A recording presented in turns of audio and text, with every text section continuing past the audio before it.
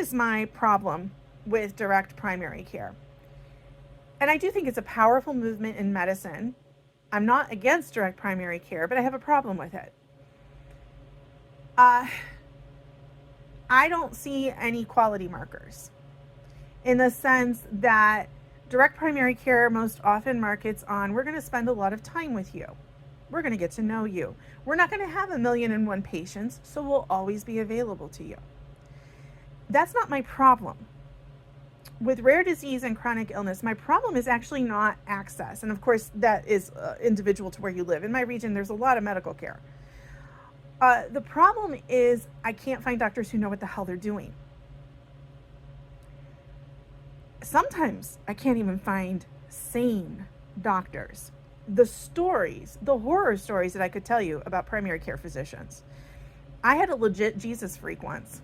Like a legit, pulled out the Bible, drew pictures of Jesus on the cross while I was sitting there naked, right? Refusing to refer me to an endocrinologist for lack of cycle, lack of ovulation while trying to conceive.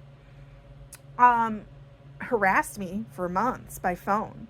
I filed a complaint against her. She should not have been a doctor. By the time you're whipping out the Bible and then also drawing pictures of Jesus on the cross and refusing to facilitate my care and refer me out, like, you should not be practicing medicine. So I had that as a primary care physician. I never went back. I mean, she stalked me. She harassed me. It was horrible. I don't know why. I don't know if she had a moment of, oh shit, maybe I was not behaving well. Maybe she had a moment of self-awareness. Maybe she was high or drunk in that appointment and having sort of a Jesus delusion moment. I don't know. But she was up my ass for months after that appointment. And I was like, lady, I'm never coming back. She was so bad that I started getting dressed in front of her and walking out because she wouldn't shut up. She trapped me in her office in that exam room for 2 hours. And I was like, what the fuck? And I'm a preacher's kid. Jesus people don't bother me. I'm not particularly super religious, but I understand religious people in a way that a lot of people don't, because it was how my family survived. That's how my family earned a living, right? And I was a preacher's kid. I know how the sausage is made. I understand the whole Jesus stuff, the whole Jesus thing better than most people do. So you're not going to freak me out by being religious. But trapping me in your office for 2 hours while I'm essentially naked under a paper robe, and all I'm asking for is a referral to figure out why I haven't had a cycle and why I don't appear to be ovulating. And I've got to just listen to a fucking sermon.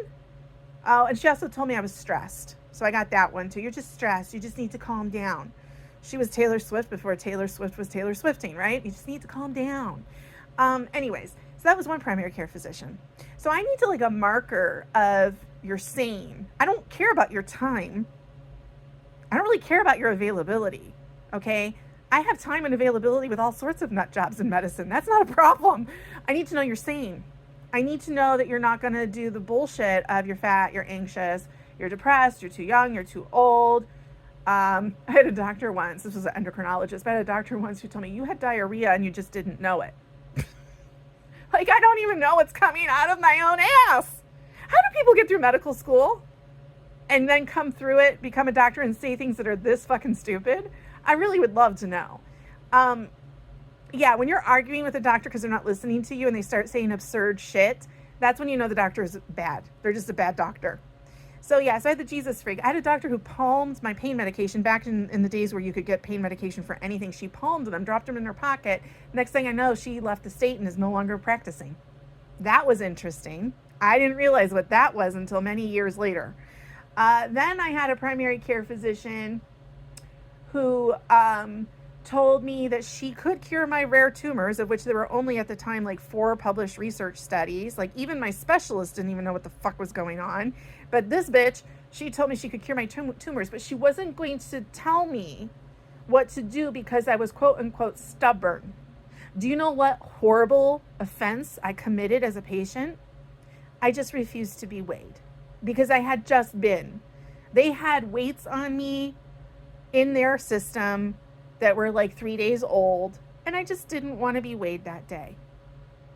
And instead of being rational about it, I was harangued and shamed at length. Why is it the crazy ones always take up the most time? Why is that? You know what? Hey, doctors, if you're spending 30 to 45 to an hour to 2 hours with a patient, you might be insane. Okay? And it's not a patient where you're doing anything. It's not a patient visit where you're achieving anything. The problem's not the patient. The problem is probably you. You might be insane. So she spent a long time harassing me, and it was offensive. So I refused to cooperate. So I'm like, at that point, like, it's the two of us are like bulls or rams. We're headbutting, right? So nobody is like doing a super great job at that point. But she told me she could cure my tumors, but she wouldn't tell me how because I was quote unquote stubborn. And I was just looking at her and I'm like, that's like telling someone with a heart attack that you're not going to save their life because they're stubborn. Like, on what planet is this living up to any kind of ethical code of conduct as a physician? And I knew she was full of shit. I knew she can't cure my tumors. My own specialists don't understand what the fuck is going on. So, like, how do you, some random primary care physician off a list somewhere, how do you fucking know anything? You don't. You're delusional. I filed a complaint with her too, because that was just irresponsible and unprofessional. So that's just a sampling of the primary care physicians I've worked with. Just a sampling. Oh, there was the one who had a financial incentive, a bonus incentive to not refer me to a specialist. Meanwhile, I needed surgery. She spent a year fucking with me before she finally caved in and referred me. I needed surgery.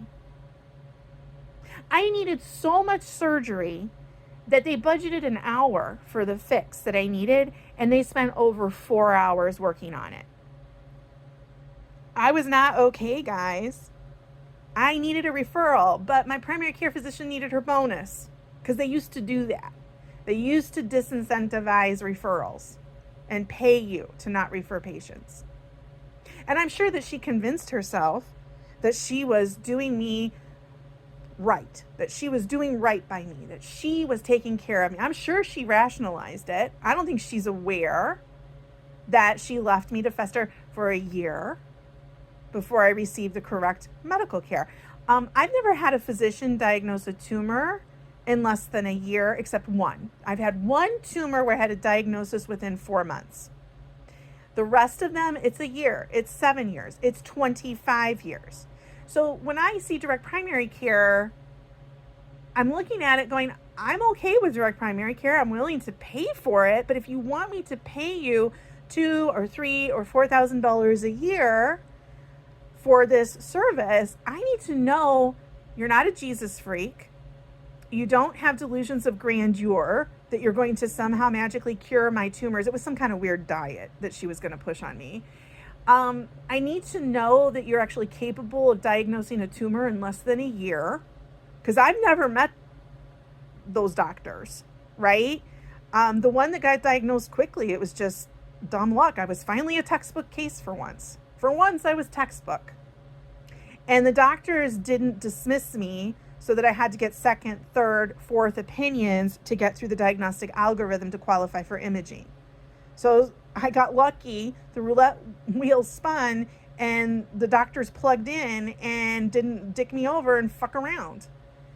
That's the only reason.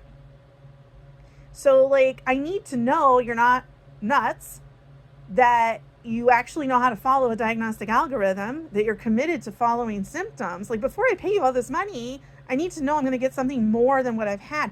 From the way that direct primary care markets now, I can't tell that I'm going to get better quality care. I can't tell that what you're going to do is better than what I've already experienced.